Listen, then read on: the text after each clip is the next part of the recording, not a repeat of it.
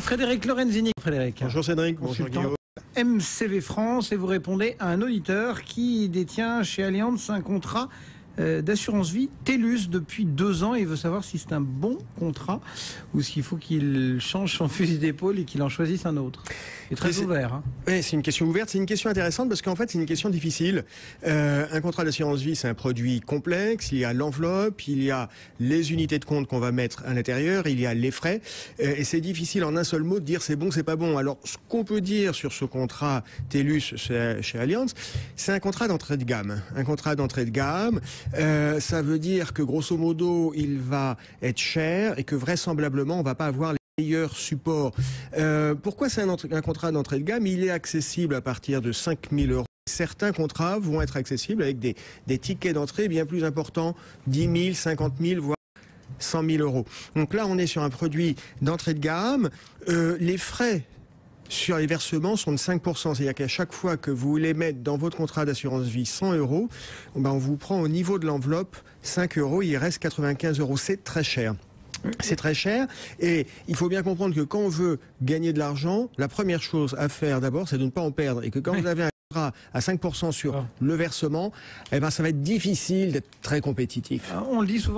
Et certains n'aiment pas, enfin, l'assurance vie reste quand même une enveloppe dans laquelle on peut glisser des fonds. Ceux qui sont disponibles, qu'est-ce qu'on peut en dire? Alors on met des fonds en unité de compte ou un fonds en euros. Un fonds en euros, on l'a évoqué tout à l'heure. Un fonds en unité de compte, ça va être de l'action, de l'obligation. On met pas tout et n'importe quoi. Quand vous souscrivez à un contrat d'assurance vie, vous avez une liste plus ou moins large de ce que vous pouvez mettre dedans. Là, en l'occurrence, on a une liste qui ne doit pas excéder 30 à 50 fonds. C'est pas très large, mais ça peut être des bons fonds. La difficulté qu'on a sur ce contrat, c'est que quand on va sur le site d'Allianz, on n'a pas l'information, on n'a pas la liste des fonds qui sont disponibles. Ça, c'est un peu gênant. Alors, je crois savoir que ce sont essentiellement des fonds maison, ce qui n'est pas nécessairement un défaut. Il y a plusieurs centaines de fonds chez Allianz, mais il y a du bon et du moins bon chez Allianz.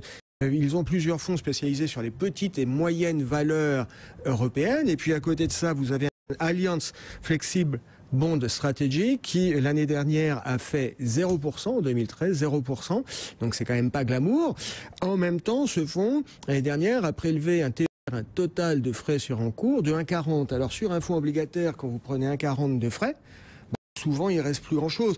C'est ça la difficulté qu'on a sur le produit de votre auditeur.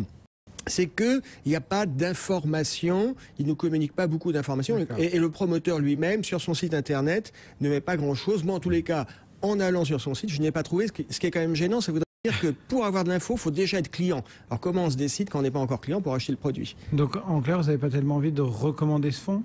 Ben non, clairement, on n'a pas envie d'y aller. Il n'y a pas de raison objective d'y aller. C'est cher et puis on a trop peu d'informations pour se faire une doctrine. Hein. Voilà, donc, est-ce qu'on peut, tout de même, juste pour terminer, trouver de meilleures offres en matière d'assurance vie? Oui, c'était sa question. Ouais. Alors, je crois que globalement, aujourd'hui, le réflexe à développer, c'est de regarder sur Internet. Pourquoi on va regarder sur Internet? Parce que diminuer les frais? Tout simplement. Déjà, vous allez diminuer vos frais. Les offres sur Internet, structurellement, vont être moins chères qu'une offre avec un courtier, tout simplement, parce que les frais de distribution sont réduits. Et puis deuxièmement, souvent sur Internet, comme vous n'avez pas un interlocuteur humain, vous allez plus facilement accéder à de l'information sur quels sont les frais, quels sont les composants. J'aurais tendance à dire qu'aujourd'hui, sur les contrats d'assurance vie, souvent ça s'apparente un peu à un pipe show. C'est-à-dire que pour voir, il faut payer. Ce qui est quand même très gênant, puisque il y en a plein qui vont être super contents. Souvent, on préfère, avant de signer, savoir ce qu'on achète. Bon, donc il faut prendre le temps de chercher partout et d'analyser. Et surtout, quand sur Internet vous ne trouvez pas d'infos sur un produit, ça veut dire qu'il n'y a pas une vraie stratégie de transparence de la part du promoteur, il ne faut pas y aller. On n'est pas obligé de passer au pipe show avant de choisir un contrat, on est d'accord. Hein. Non mais historiquement, le pipe show, c'est pas nécessairement quelque chose d'inavouable. Frédéric Lorenzini pour MCV France.